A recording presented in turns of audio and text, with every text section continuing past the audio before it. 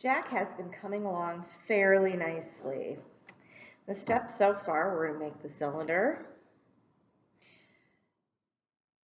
carve out our little eyeballs and our mouth so that these are holes within the project.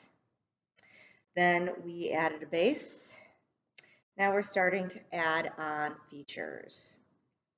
I always recommend doing any shallow carving like Jack's lips and my pumpkin in the back before you do anything else. Remember, I didn't add this pumpkin on. I carved the whole background where I wanted the tree to be so that you could really see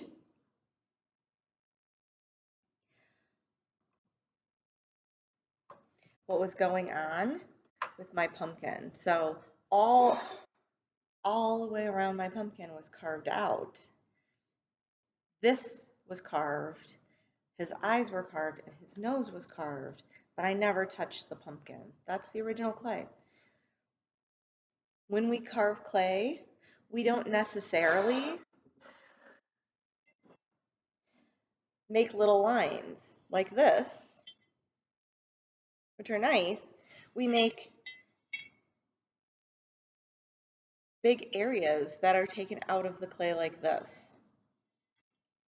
And I think that's important to realize. You don't just have to make little lines or little dots. You can actually take areas out of the clay, which is what's important for today, because today we are going to add on, which is our last step.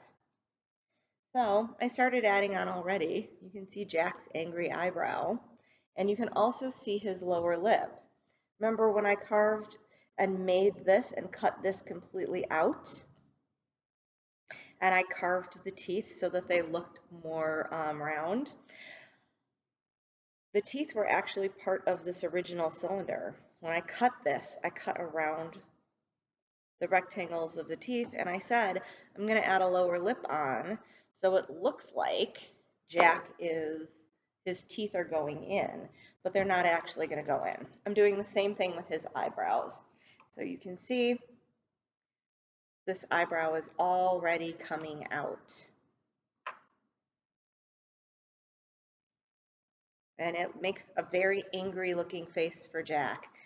And this is how far it's coming out. That's a lot.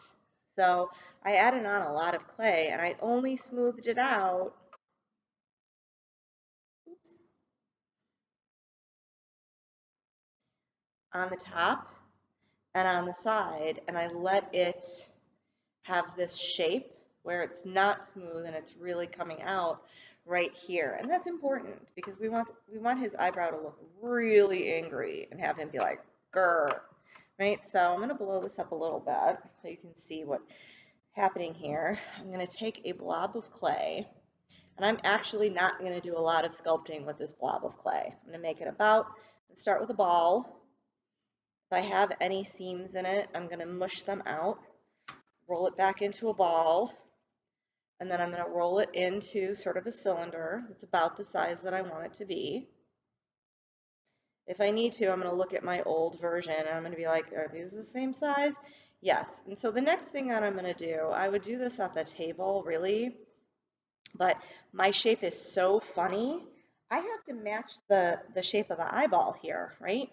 In order to make his brow look like it is part of his eye. And so I'm going to pinch this, only the end, so that it gets a little narrower.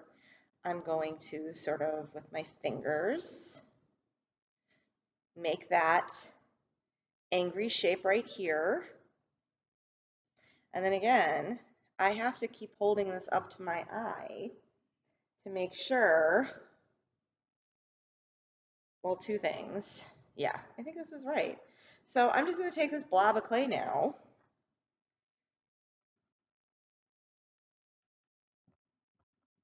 And I am going to really score this hard. Like, I am not playing around when I'm scoring these things. I think some of you guys think that I'm being gentle. I am not. I am being super aggressive. I have my slip with my popsicle stick, and I am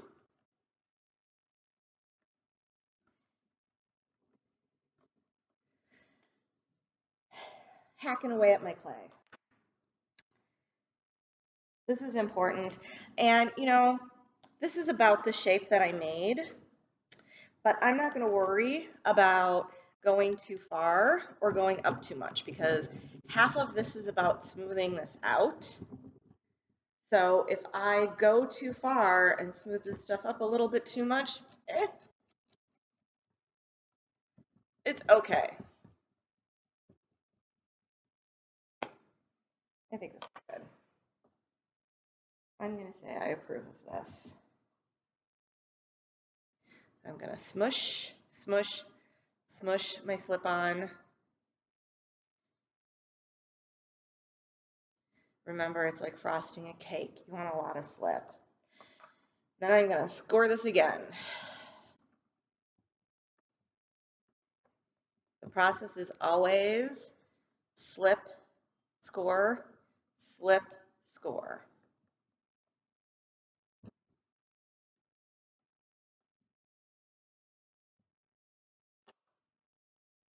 Yeah, I'm going to dab a little bit more slip. Okay, and then I'm going to take my eyebrow that I worked very diligently to shape, and I'm going to score this a lot. Remember, we always score in 2 different directions, always. I'm not going to put slip on this. I'm just going to put some muscle on it. So now I'm going to push this into my jack face. And every one of you, I'm sure, is like, Miss S, you just ruined your project. These don't look alike yet, do they? They don't look alike because I still have to smooth it out. So I'm going to push, push, push. I'm going to start pushing down. And as I push down, I am going to, where I really like all of my tools,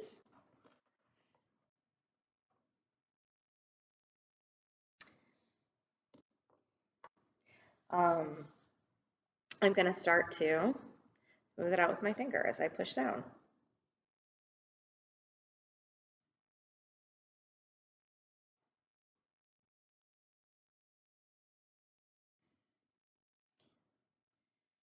And I also have to smush this. I don't see this, like there's a seam here between these 2 things.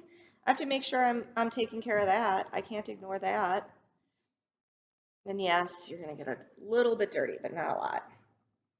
Okay, so I am done smushing for right now. I am not done forming this though. So I'm going to rib it, see what I have.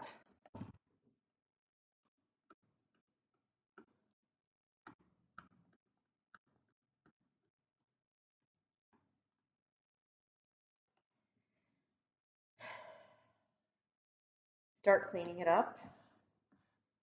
Get my popsicle stick that has many uses, not just the one that you want to use it for, which is for the slip. Clean everything up on here. And then I'm gonna look at the eyebrow that I already made, and I'm just going to start pressing the clay to where I want it. The clay's gonna move wherever you want it, and if you don't want it somewhere, if you're like, Jack looks really angry right now, that's what I'm gonna say. He is super mad. Like, don't mess with him because he's gonna get you. So I'm going to use the hook end of this tool, which is actually, I use this tool very little. Like I said, the only thing I used it for was to cut this out. I use the hook end of this a lot. So I'm going to go through with the hook end. Let's see.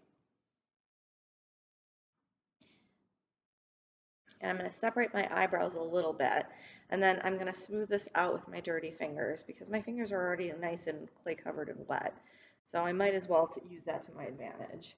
If I need to, I will get some water on them and smooth them out. Not a lot, but you can see how the water just dries up the second I'm done. I'm not going to spray this. I am only putting water on where I need it at this point. If I need to, I also like the back end of a paintbrush. And don't expect, and again, always, corners cause cracks. So I'm also going to make that corner go away. And I'm going to make sure this is exactly how I want it. Actually, it is. So I'm all done. I did the same thing with Jack's lower lip. You can see how I didn't smooth this, but I smoothed all of that out. And then I'm going to do the same thing when I start adding my pumpkins. So this is how you start adding features on to make things look a little bit more exaggerated.